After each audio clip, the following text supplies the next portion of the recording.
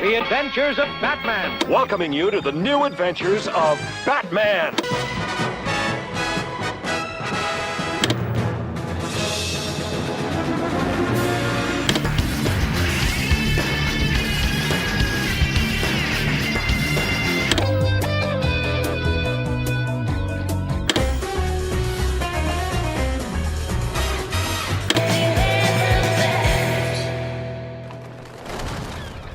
Welcome to episode 16 of Batmanimation, a Batman on Film podcast, revisiting the animated adventures of the Caped Crusader. I'm senior contributor Javi Trujillo, and joining me is the founder of BOF, the original contradictor of clickbait himself, Bill Jet Ramey. So, Bill, it looks like James Gunn has been giving you a run for your money contradicting the clickbait lately there over on Twitter. He's an assassin, man. He's an assassin, and I love it. Absolutely love it. So when you threw up the bat signal this week, you texted me, what's the first Riddler appearance in the Batman? And I've got to admit, I was really confused. I'm like, is this a riddle? Like, is this some kind of test or a trick question? Yeah. Like, with 25 years of Batman on film under his belt, like, he's got to remember just last year we had this big watch party. We did a podcast, the Batman chapter by chapter, where in the first chapter we got the answer to that question. And I just rolled with it and I texted you back. And I'm like, the first scene when he stalks and murders the mayor? What were you thinking when you saw that? I should have thrown in animated the Batman series. But yes, I was referring to, of course, like I just said, the animated series, The Batman, that ran for 5 seasons back in the mid to late 2000s. Not the movie we just saw. Of course, I know when the Riddler made his debut in that film, because I've seen the movie about, 20 plus times now. So I was like, should someone text Rachel and check and see if Bill's having a stroke? It was like, for what's going on? Yeah, it was for an I always struggle with this Batmanimation episode. So, and when I was thinking of one to do, I went back and looked at the different series we've covered so far, and we had only done one on the Batman. Yeah, that was one you and I did for Halloween. Yeah. So I said, okay, let's go ahead and go back to the Batman. And then when I thought of episodes, because this series got 5 seasons, so there's quite a few episodes. And I thought, we just had the Riddler, and that episode always stuck out to me because to be honest, I don't go revisit the episodes quite a bit, but some have embedded in my brain to remember more than others, and that one did. Plus, we just got the Riddler in the Batman, and I kind of thought this was a unique take on the Riddler, even though it was very much the Riddler when it was all said and done. I was talking more about the aesthetic, so that's what I was referring to. The episode Riddled. Yeah. So the answer to the question is the Batman season 2, episode 2, Riddled, which is on your DVDs and according to IMDb, season 2. But once again, if you go to your HBO Max subscription, it's season 1, episode 15 on HBO Max. So if you're going physical, go to your season 2 set. If you're going online, or particularly HBO Max, it's season 1. I don't know what the deal is. What's the discrepancy there? I don't understand either. And it's not just this show. It's the all animated series also. And I think the only one that's safe is Beware the Batman, because it only had 1 season. Yeah. But otherwise, they're a hot mess. Yeah, it was, because this was the 2nd season. It was 2005. Yeah.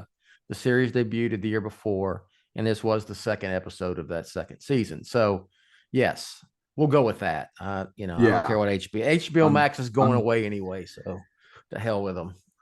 hell with them and their episode numbering. So this aired May 21st of 2005. IMDb has a synopsis as fearing that Riddler will make good on his threat to destroy the city. The Batman and Detective Yin's secret alliance is put at risk when they must work together to solve a string of riddles that have been scattered throughout Gotham. Reno Romano is Bruce Wayne and the Batman. Ming-Na Wen is Detective Ellen Yin. Robert Englund, Freddy Krueger himself, is the Riddler. It's a small cast. You have Jesse Corti as Chief Angel Rojas and Joe Lala as the bomb tech. And those are our voices for this episode. It was directed by Sam Liu, according to the episode credits. IMDb has a different person listed. Don't know what that's about. Christopher Yost and J.D. Murray wrote the episode. So let's talk about the Riddler first. He was created by Bill Finger and Dick Sprang and debuted in Detective Comics number 140 in October of 1948. And this is one of 3 appearances that Robert Englund makes as the Riddler for this show. But he's no stranger to DC. He first appeared as Felix Faust in Justice League Season 1, episodes 8 and 9 as Paradise Lost. And then returned in Justice League Unlimited Season 2, Episode 5, which was a week after this one aired, May 28th of 2005, called The Balance, where he played Felix Faust again. He also did Green Lantern as Myglom and Razor's Edge, which was in 2012, Season 1, Episode 3. There's one other character that he's voiced so far for DC animation, and it has a Batman connection. Do you know what it is, Bill? I do not. It would be the Scarecrow in Injustice 2, the video game. Okay. Where he's very suited to, given that he was Freddy Krueger, he's very suited to do these like sinister villain type of voices. Yeah. So he does a great job in what little dialogue he has in the video game. What did you think of him as his voice as the Riddler, or just in general, this incarnation of the character? I thought it was a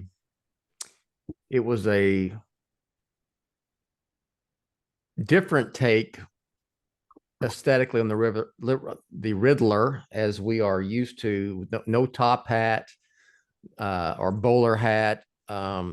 Really no, the whole full tights with question marks all over it. It's a different.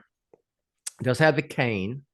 Does have the cane, question mark cane, but very Marilyn Manson looking influence, and kind of a goth rock influence on this aesthetic, longer hair.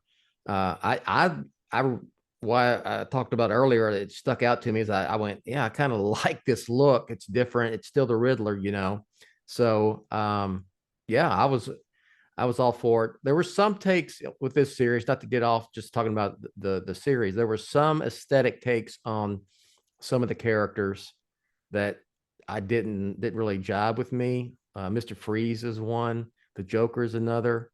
That's for another discussion on another podcast on another day. But this one I liked. It was true enough to the Riddler that if you showed someone that a picture of it, said, "Who is this?"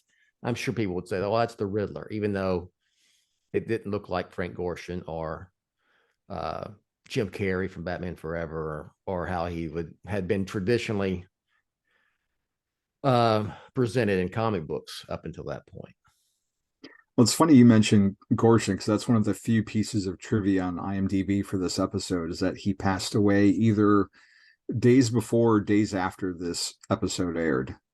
And that I want to say he was Hugo Strange in this series as well. Okay. Gorshin was. Yeah. But I think it's funny that you bring up the aesthetic, how it's removed and so unique, and it is, but when you look at it from our 2023 post the Batman eyes, like that really pushed, I think, the look of the Riddler forward. And this feels not necessarily tamer, but more in line with what we think of as the Riddler Yes. than, Yeah. the Zodiac Riddler we got recently. Exactly. I was going to Um, bring that up. I Clearly, if you look he back, it's not as like people went, oh my gosh, maybe back in 2005, but now it's like, yeah, that's the Riddler. And because you compare it to what we got with the live action version of the Batman, the film.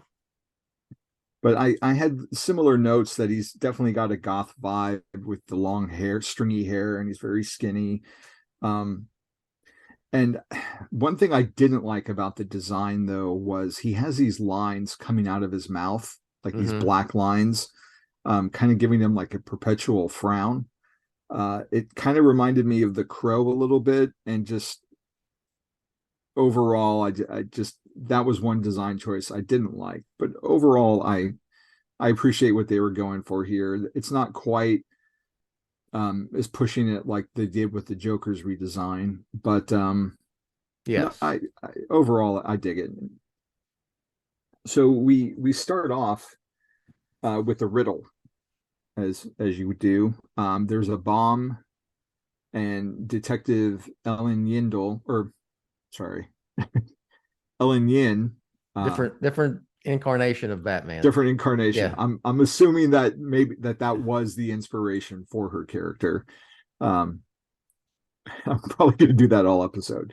She's with a member of the bomb squad, and they're trying to defuse a bomb, and it's about to go off. So he runs out, and Yin tells him to evacuate, and the Batman drops in and helps her defuse the riddle.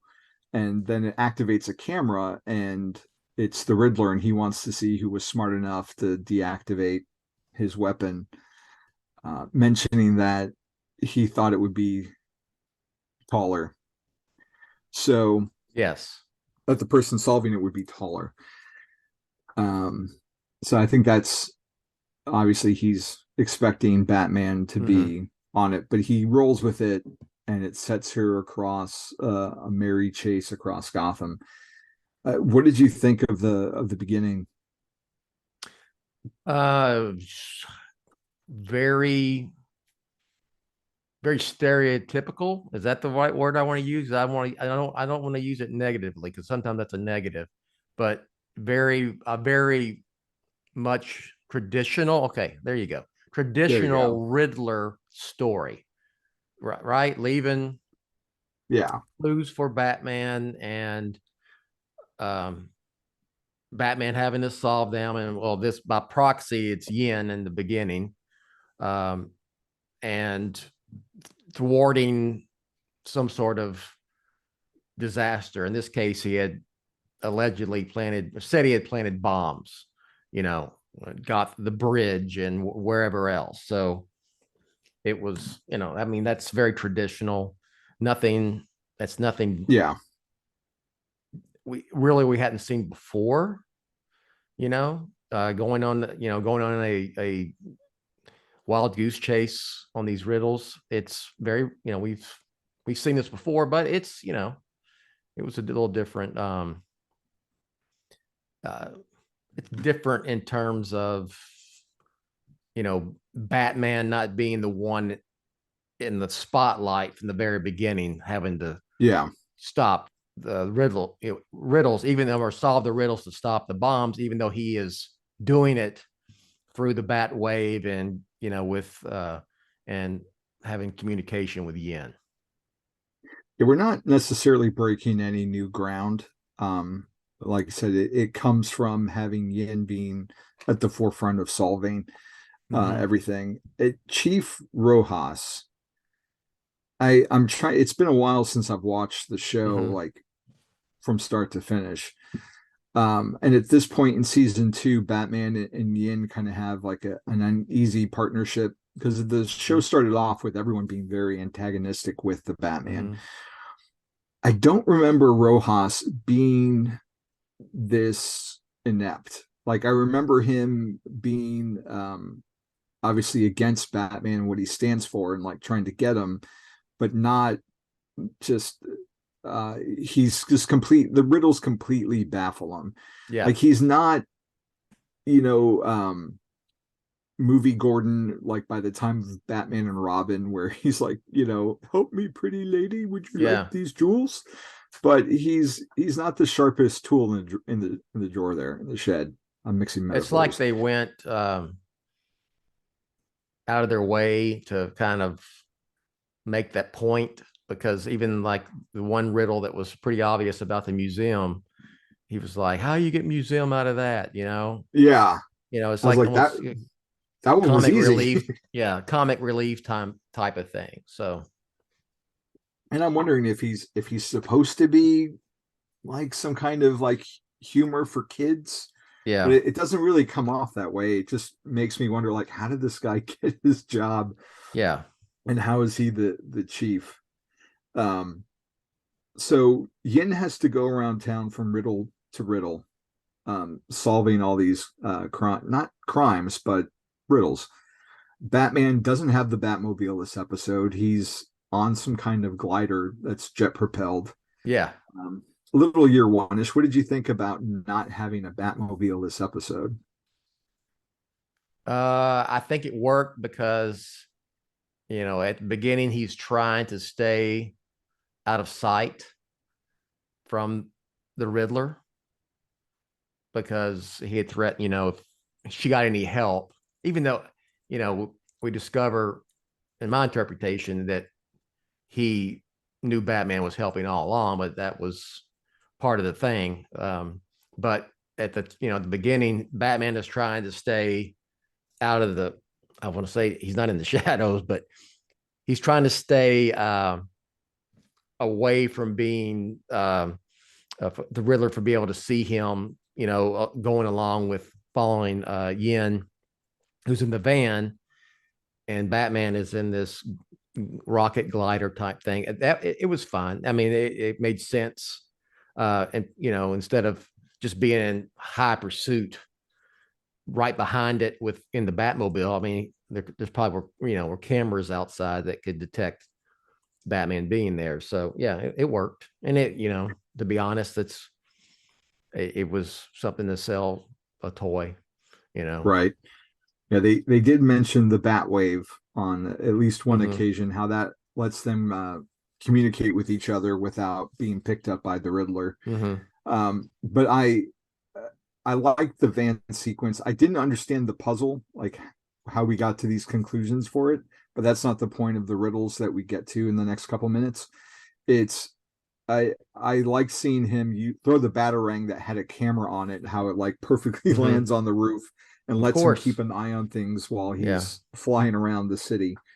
Um, I don't know if I made this comparison back in the day, but I definitely got a Die Hard with a Vengeance vibe from this episode. Did you ever see that movie? It was the third one with Samuel L. Oh, Jackson. yeah. Years and years ago. Yeah, where you think there's this guy named Simon Says who wants to play a game, and it's kind of like Simon Says go do this, and then Bruce Willis has to go to a certain spot, and there's like a clue or instructions, and he's got to figure something out. Mm-hmm. But all the while he's running around New York, the real crime is going off on some other place, which is the real intent is to do a robbery. And that's basically what this episode comes down to, is Yeah.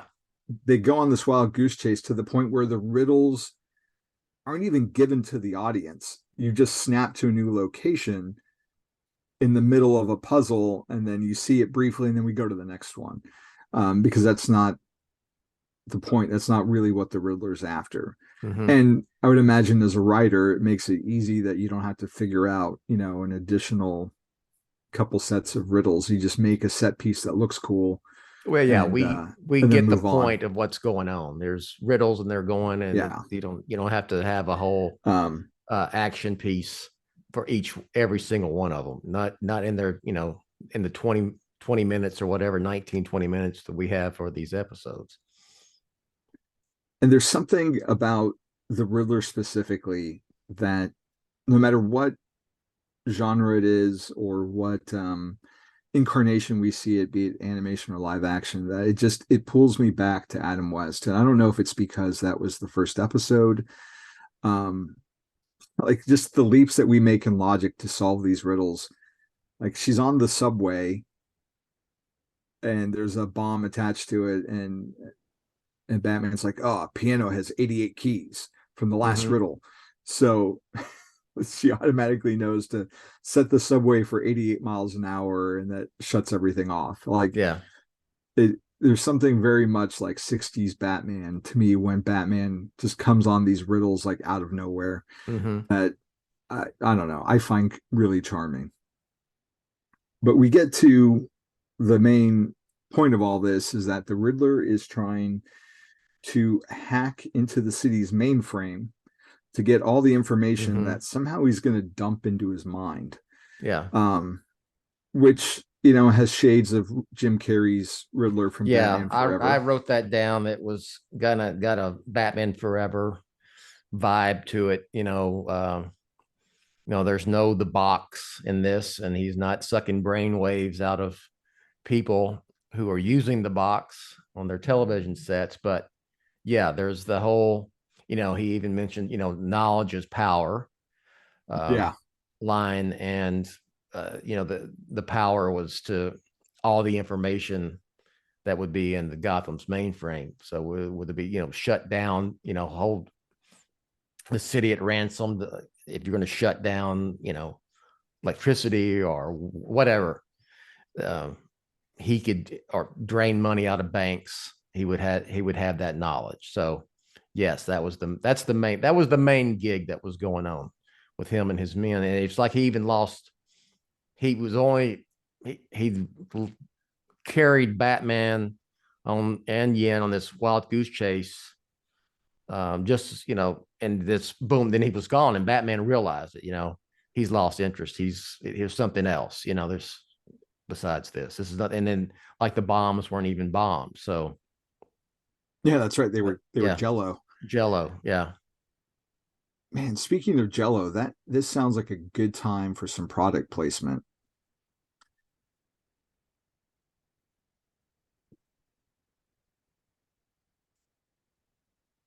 And we're back. So, and you brought up the point of Batman piecing all these things together. And it is going back to what I was saying a second ago, it is very 66 where he hears one bit of information and then we see like these floating heads of the Riddler citing dialogue from mm-hmm. earlier and how Batman takes these random phrases and somehow puts them all together to figure out that they need to go back to the beginning of this whole thing to find the Riddler and his heist, which they do. They find the Riddler and his henchmen who are all in their, matching uniforms, as any true Gotham henchman should be doing. Yes, that's a that And that gave me vibes from the '60s series too.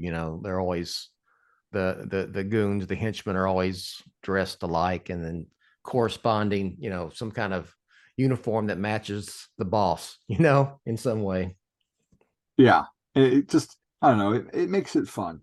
And that leads to Batman and Yin getting in a death trap. They get Of course, knocked always has to be. unconscious and Gotta be, and gotta strapped be in a death together. trap. Yes. And Ryan's not here to sing the death trap song No, I for just us. was thinking it as soon as I said that. I thought of Ryan. Death trap. Yeah. But they're Batman and Yin are tied at opposite angles. There's a huge like ray gun that's aimed at Yin, and again, this is something we see with the Riddler across different versions, where he wants to solve the greatest riddle, who is the Batman. So he's kind of doing it like 20 questions style, Mm-hmm. where he's going to ask Batman a question. If Batman lies, then this ray gun is going to shoot Yin, and it gets worse with Mm-hmm. every wrong answer. The first one being, "Are you blonde?" And Batman says yes. Yin gets zapped, and I love his line of like, "Okay, Bat Brunette, here's Yeah. the next question." And they go back and forth on a couple of questions as he's trying to narrow it down. What did you think of the trap for this one? Uh, it's kind of like, someone, you ever seen those bits they do when someone is hooked up to like electrodes and then they're asked questions, and if they answer it wrong, they shock them, and it's usually for Yeah, comedic effect. It was kind of like that, but of course, he's zapping her in the intensity is going to increase to the point. I mean, they're not going to. He didn't say it because it was a Saturday morning cartoon, but you get to a point where we're probably going to kill her, you know. But I mean, it was fine. It was a Batman death trap type scene. I don't know who did it before this episode, but it definitely reminded me of a Smallville episode that would have come out a few years later, where there's some like Valentine villain, and he's got Lois and Clark strapped to different chairs, and if he gives a wrong answer, like the other person gets electrocuted. But they play it up, and Yin's like, well, I know who Batman is, and Riddler gets really frustrated and anxious because he doesn't want her to tell him. He wants to figure it out. And so she blurts out that it's her partner, Alice. His name's escaping me right now. Ethan Bennett.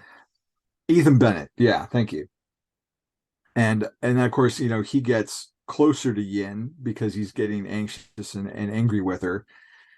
And Batman seizes the moment as only Batman can. He's like, oh, the answer if I'm a policeman or not, the answer is yes, which then causes the weapon to go off and Riddler gets fried, which I thought was a lot of fun. So there's some sort of lie detector contraption hooked to this thing to know. Yeah, it was a heartbeat monitor thing. Yeah. So I'm assuming it's like Daredevil, like he can hear a lie because the heart rate increases.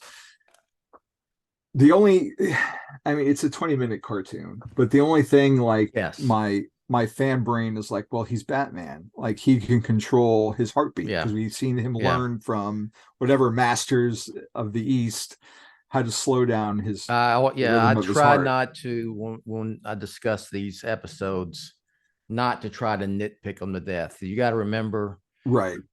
You got to remember who the target audience was. You got to remember you've got 20 minutes to tell this entire story, you know. So, and it always works to say, well, it's Batman. So I that's just the overriding thing. How did this happen? What's Batman? He did Batman. Yeah, that's it. That's all you need. Okay, good enough for me. And not all Batmen are created equal. Not to say that one's better than the other, but just some are more Bat God and some are more Batman. And apparently this one didn't have that kind of training, which is fine. But that brings us pretty much to a close. The Riddler doesn't get what he wants. He gets arrested and he's getting taken away, and he knows that Yin isn't supposed to be working with Batman. So he tries to throw her under the bus by telling the Chief Rojas that Yin has been working with Batman, and she goes along with it. She's like, yeah, I am working with him. And Rojas just blows it off as, no, you're crazy. Lock him up, guys. So it goes to his ineptitude that he can't even fathom anyone working with the Batman, and so their little dynamic continues for another episode or season. What did you feel about the conclusion? Was it satisfying for you? Did it seem too familiar? Or was it just taking that trope and bending it enough? Probably that. I mean, you knew ultimately that Batman would win. I thought it was very Batman, very, it's like you said before when we talk about overall, nothing here really broke any new ground. But it was it's a good little episode to introduce this version of the Riddler in a story that's very Riddler-esque, if you will. And even though we've seen versions of this in different mediums of Batman, I still thought it was the whole with this, using the spin of the Batman spin. And I mean, the Batman the series, then it's, what it was all about, it was perfectly fine for me.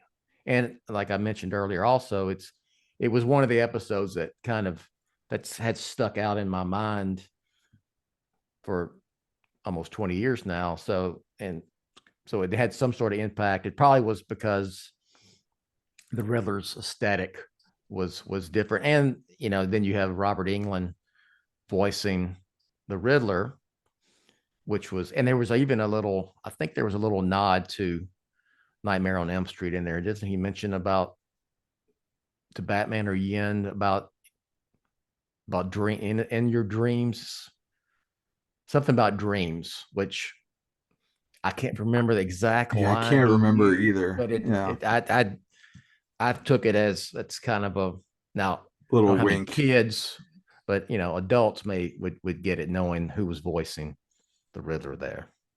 Yeah, I think it was interesting to me that we waited, or they waited till season 2 to get to the Riddler, Mm-hmm. because I know he's not necessarily as prevalent across different mediums or iterations, but to me he's always kind of like the big ones, because I mean, before I was 12 when 89 came out, so my big intro into Batman was syndicated reruns of the Adam West TV show, and we Yeah. had the movie, the Adam West movie, on beta.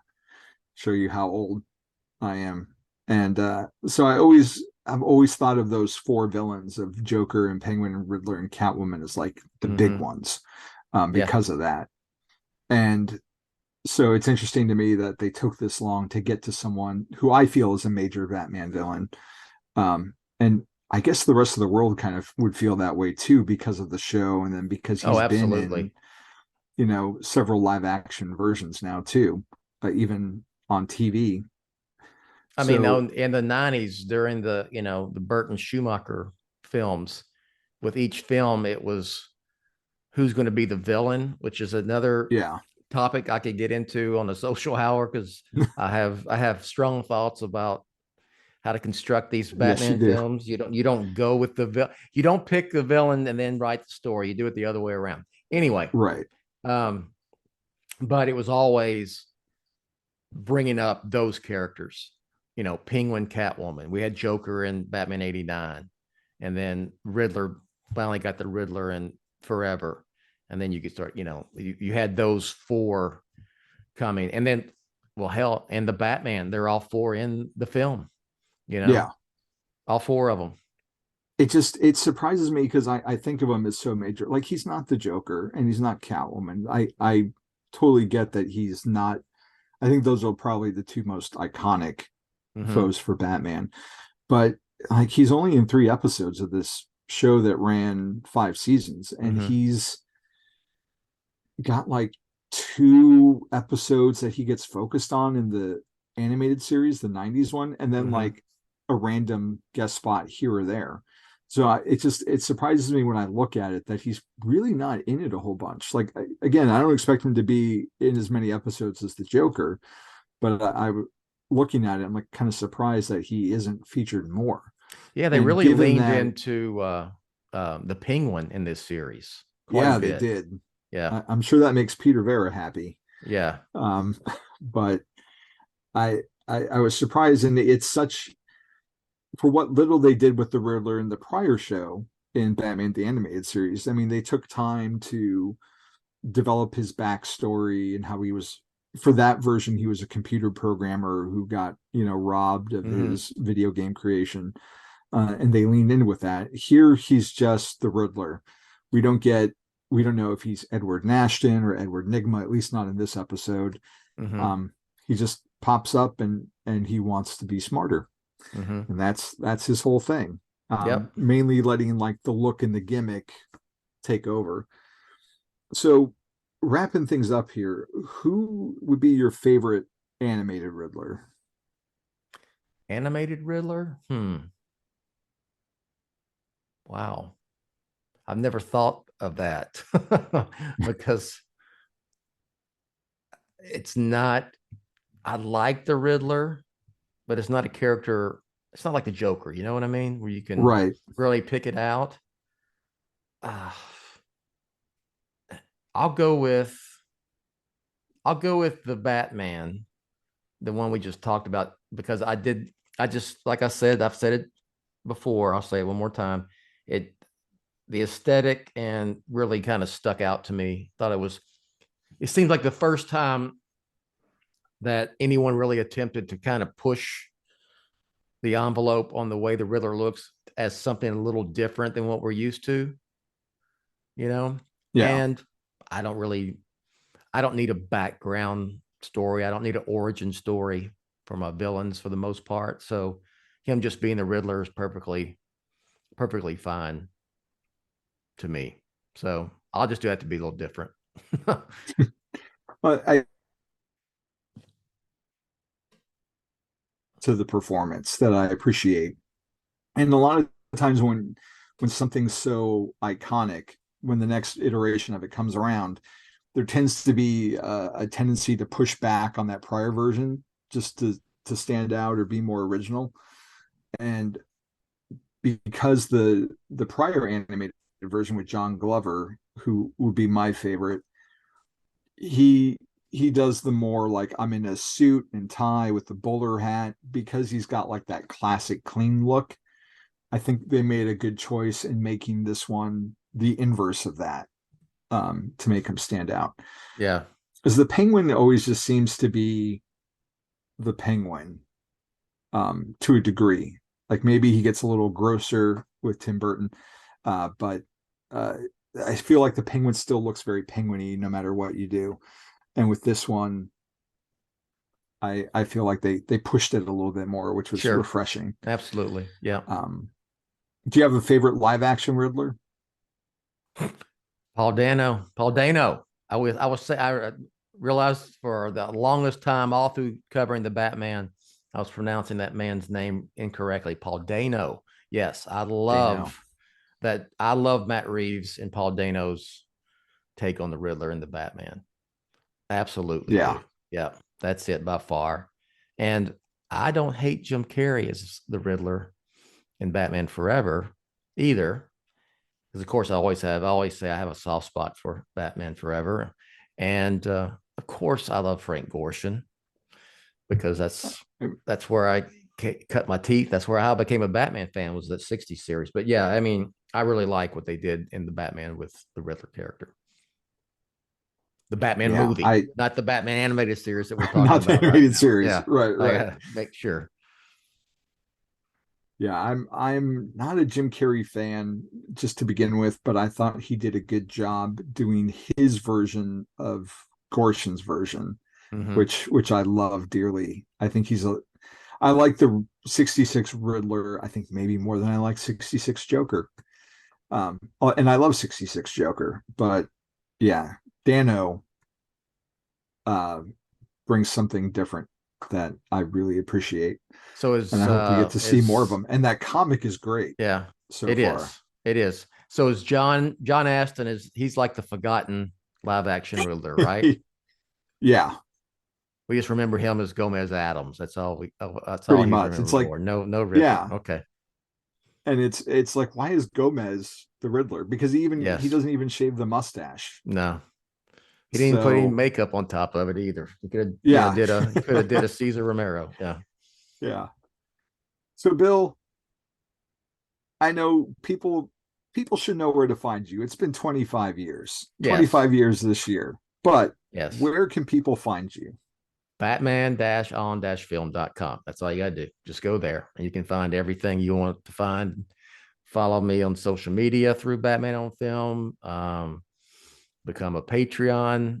Help support the site through the website. That's it. That's all I got. You can find me on Twitter at Javi True or The Bond Is Not Enough on Instagram. I've got some reviews for 007, which is the newest James Bond comic from Dynamite, written by Philip Kennedy Johnson, who is crushing it on Action Comics right now. Those are at the JamesBondDossier.com.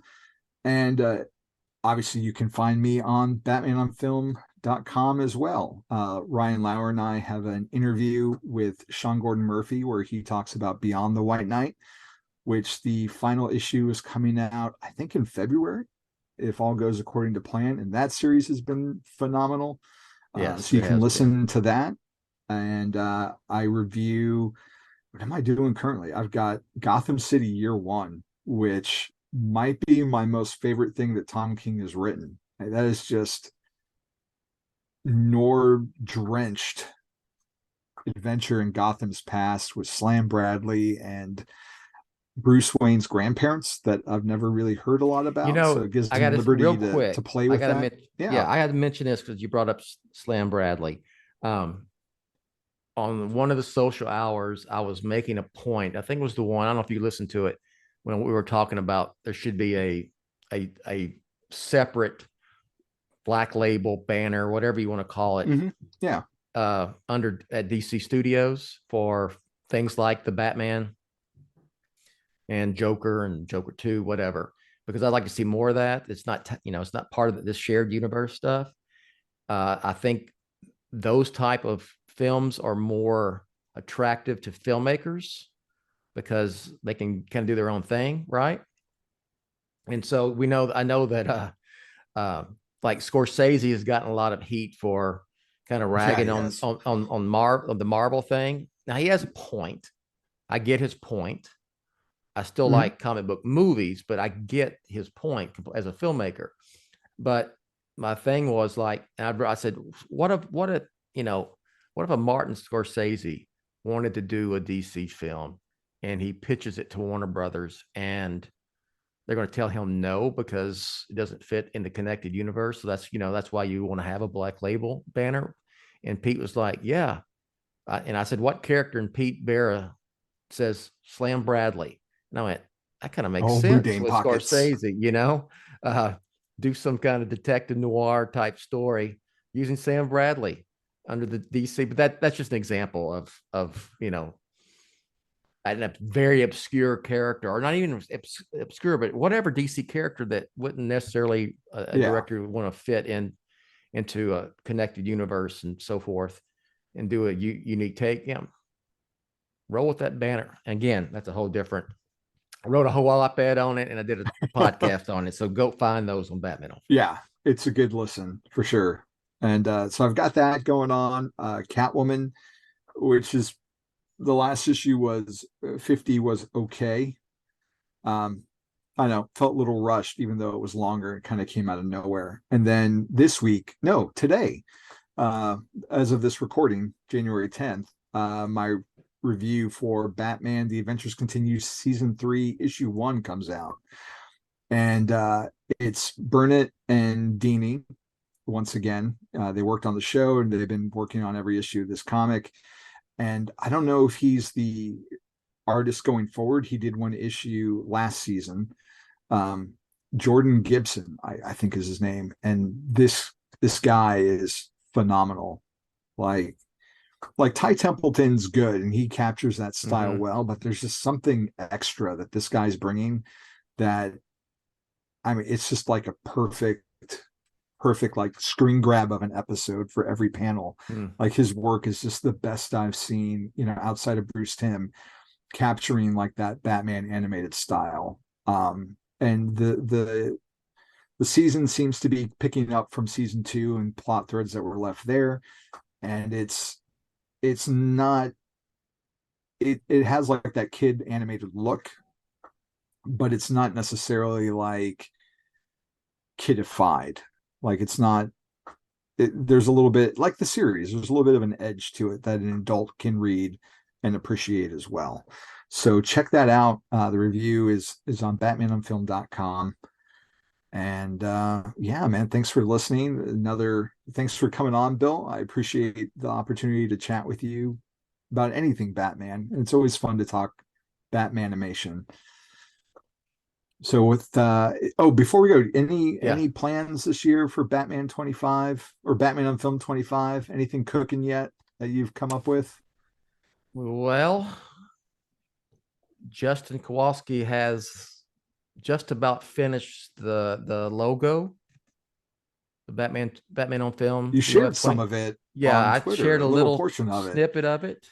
Not the full thing, and that will be available on merchandise, like get it, people have been asking, you want to get a t-shirt. So yeah, you'll be able to get that as a t-shirt. And if you want to support Batman on Film, and I'll use it on Batman on Film stuff throughout the year. So that's for sure. What else happens, we shall see, but we're going to be celebrating the 25th anniversary of Batman on Film throughout the year. So just stay tuned. That's all I can say. I was thinking next time you have lunch with Matt Reeves, Yeah, because you guys are buddies, you can maybe talk him into doing like you and he doing a live commentary of the Batman together. Oh yeah, but only broadcast on web TV to honor the 25th anniversary of Batman on Film. I think that would be a special treat. I went and looked at it, if you could still find web TV consoles, and yes, they're all over eBay, people selling them, and they're not very expensive. As someone suggested, you need to have a web TV console in your office just as memorabilia, I think it was Lauer, as a nod to it probably was Lauer, as a nod to the origin of Batman on Film. So and I was like, can you still get dial up, but you can. Even search that, you can still get dial up, but I don't think web TV actually, the console will work, because the